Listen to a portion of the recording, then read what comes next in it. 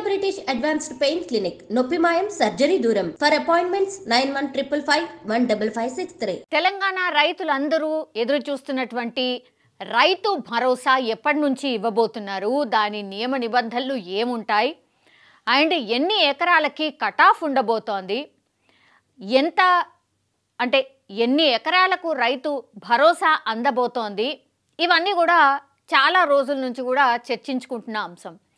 సంక్రాంతి నుంచి మేము రైతు భరోసా ఇవ్వబోతున్నామని సర్కార్ చెప్పిన నేపథ్యంలో ఇప్పుడు రైతు భరోసా ఏ రోజు నుంచి ఎన్ని ఎకరాలకు రాబోతోందని పెద్ద ఎత్తున చర్చ నడుస్తోంది. ఇంకోవైపు ఏమో మంత్రివర్గ ఉపసంఘం ఏర్పాటైంది. మంత్రివర్గ ఉపసంఘం ఒక 3-4 రోజుల క్రిందట వాళ్ళు సమావేశమయ్యారు. కొన్నిటికి అంటే ఒక కొలిక్కి వచ్చింది రైతు భరోసా ఎవరెవరికి ఇవ్వాలి ఏంటి అనేది.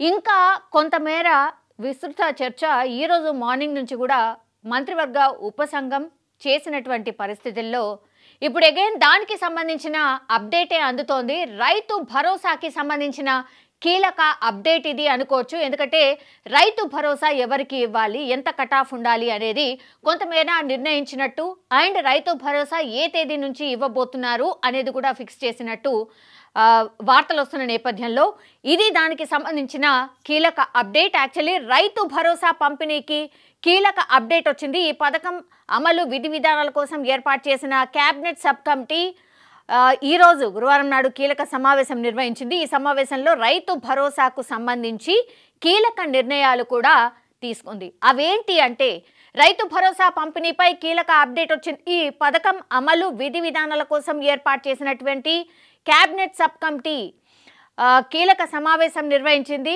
రైతు భరోసాకు సంబంధించి కీలక నిర్ణయాలు తీసుకుంది. మంత్రివర్గ సభ్యులు రైతు భరోసా ఎవరికి ఇవ్వాలి, ఎంత మేర భూమికి ఇవ్వాలి, ఈ పథకానికి సంబంధించిన నిధులు రైతుల ఖాతాల్లో ఎప్పటి నుంచి జమ చేయాలి అనే అంశాలపై సమావేశంలో ప్రధానంగా చర్చ జరిగింది. ఇదే అతిపెద్ద క్వశ్చన్.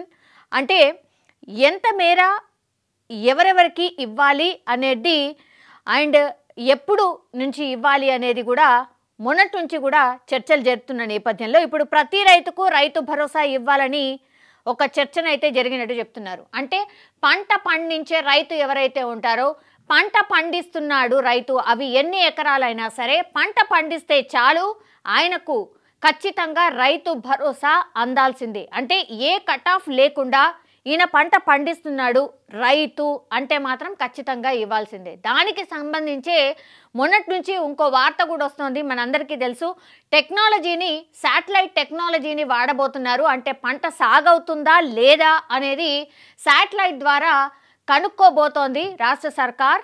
అండ్ గ్రౌండ్ లెవెల్లో కూడా ఖచ్చితంగా గ్రామాలకు వెళ్ళి ఈ వ్యవసాయ అధికారులే నిజంగానే పంట పండిస్తున్నారా, ఏ ఏ పంటలు పండిస్తున్నారు అనేది కూడా పూర్తిగా లెక్కల ప్రకారం నోట్ చేసుకోబోతున్నారు.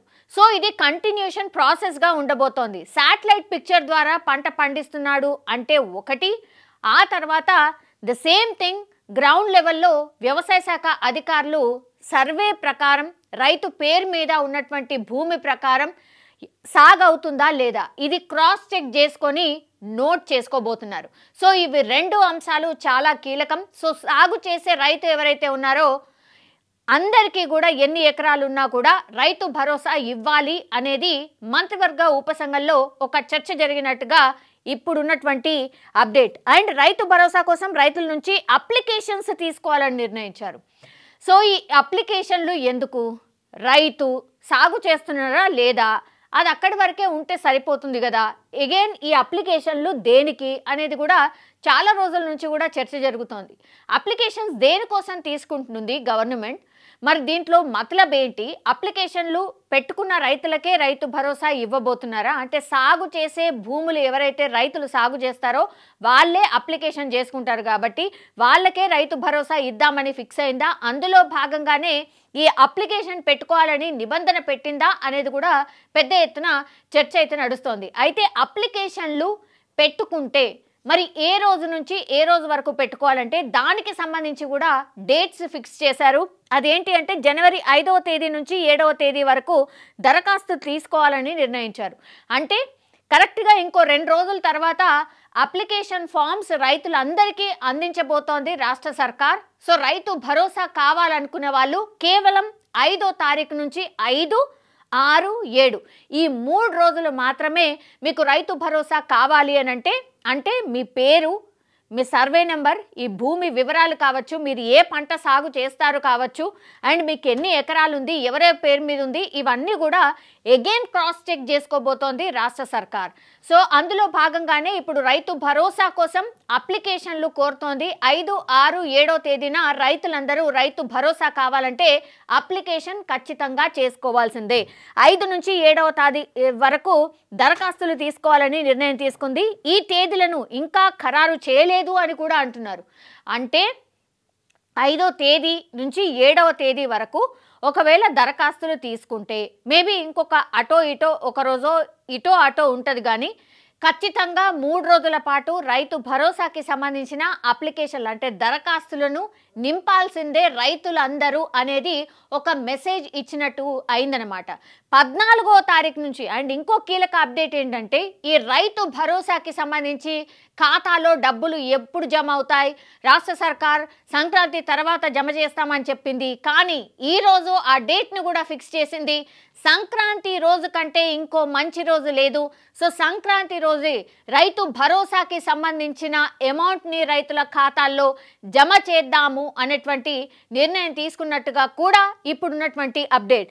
సో ఇదే జనవరి 14వ తేదీన సంక్రాంతి పర్వదినం సందర్భంగా రైతుల ఖాతాల్లో రైతు భరోసా పథకం నిధులు జమ చేయాలని ప్రభుత్వం యోచిస్తోంది. యోచిస్తుడు కాదు, ఇదే ఫైనల్గా అయినట్టుగా కూడా పెద్ద ఎత్తున చర్చ జరుగుతోంది. ఎందుకంటే 4వ తారీఖున అంటే కరెక్ట్ ఇంకో 2 రోజుల తర్వాత రేపు కాక ఎల్లుండే క్యాబినెట్ సమావేశం ఉంది. క్యాబినెట్ సమావేశంలో ఆల్రెడీ ఈ రోజు ఈ అప్డేట్స్ మనకు అందుతున్నాయి. కాబట్టి ఇవేవైతే నియమ నిబంధనలు ఏవైతే ఉన్నాయో ఆ నిబంధనలకు అన్ని రూపొందించింది ఉపసంఘం కూడా. సో ఆ నియమ నిబంధనలు ఏవైతే ఉన్నాయో దాని మీద మళ్ళీ ఫర్దర్గా లాస్ట్లీ డిస్కస్ చేసి మంత్రివర్గం దీనికి ఆమోదం తెలిపిన వెంటనే రైతు భరోసాకి సంబంధించి ఈ అప్లికేషన్ల ఫామ్లు ఏవైతే నింపాలో దానికి సంబంధించి ఒక నిర్ణయం వెలువడబోతోంది. విధి విధానాలు ఎవరికి ఏంటి అనేది కూడా ఇంకా క్లియర్ కట్గా తెలిసే అవకాశం ఉంటుంది. అండ్ సంక్రాంతి పర్వదినం రోజే రైతు భరోసా కింద రైతులకు రైతు భరోసా అమౌంట్ని ఖాతాల్లో వేయాలని రాష్ట్ర సర్కార్ నిర్ణయించినట్టుగా కూడా ఇప్పుడున్నటువంటి సమాచారం.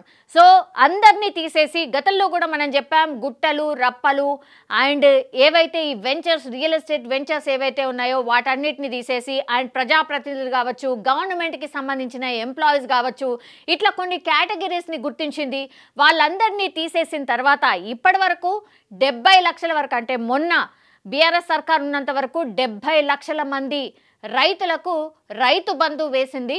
కానీ వీళ్ళందరినీ మినహాయించి వీళ్ళందరినీ తీసేసిన తర్వాత 20 లక్షల మందిని తీసేయచ్చు, మేబీ 20 లక్షల మంది వెళ్ళిపోవచ్చు అందులో నుంచి. సో 50 లక్షల మంది రైతులకు ఖచ్చితంగా ఈ రైతు భరోసా కింద ఈ అమౌంట్ ఖాతాల్లో పడే అవకాశం అయితే డెఫినెట్లీ కనిపిస్తోంది. ఇంకా ఏమైనా ట్విస్ట్లు ఉన్నాయా? ఎందుకంటే ఈ అప్లికేషన్లు కోరుతున్నారు కాబట్టి ఈ అప్లికేషన్లు దేనికోసం అనేది పెద్ద ఎత్తున చర్చ అయితే నడుస్తోంది. సో ఈ అప్లికేషన్లు తీసుకున్న తర్వాత ఇంకా కూడా రైతుల సంఖ్య తగ్గిపోయే అవకాశం ఉందా? ఈ అప్లికేషన్స్లో వీళ్ళు ఏమేమి అడగబోతున్నారనేది అతిపెద్ద కీలక అంశం. సో అందులో పొందుపరిచిన దాన్ని బట్టే ఇప్పుడు రైతులు ఎవరు, నిజమైన రైతులు ఎవరు, సాగు చేస్తుంది ఏంటి, వీటన్నిటిని తీసుకున్న తర్వాతనే ఈ రైతు భరోసా అమౌంట్ ఫిక్స్ చేసే అవకాశం అయితే కనిపిస్తుంది. రైతులను గుర్తించే అవకాశం డెఫినెట్లీ కనిపిస్తోంది. సో ఈ అప్లికేషన్లే ఇప్పుడు కీలకంగా మారబోతున్నాయి అనేటువంటిది ఒక అతిపెద్ద చర్చ. సో లాస్ట్లీ ఇప్పటికైతే అప్పుడా ఇప్పుడా అనుకున్నటువంటి రైతు భరోసా అయితే ఇప్పుడు సంక్రాంతి రోజు నుంచే రైతు భరోసా అంటే సంక్రాంతి రోజే రైతు భరోసాకి సంబంధించిన డబ్బులు రైతుల ఖాతాల్లో జమ కాబోతున్నాయి.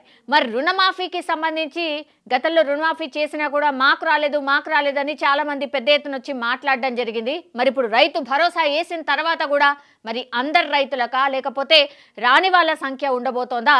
ఇది కూడా మళ్ళీ మాకు రాలేదు అన్నటువంటి మాట వినిపిస్తుందా? చూడాల్సిందే. కానీ రైతులు ఎంతగానో ఎదురు చూస్తున్నటువంటి రైతు భరోసా మాత్రం సంక్రాంతి రోజు నుంచే అమలు కాబోతోంది. ఆ దిశగా సర్కార్ అయితే ఆలోచిస్తున్నట్టు స్పష్టంగా అర్థమవుతోంది.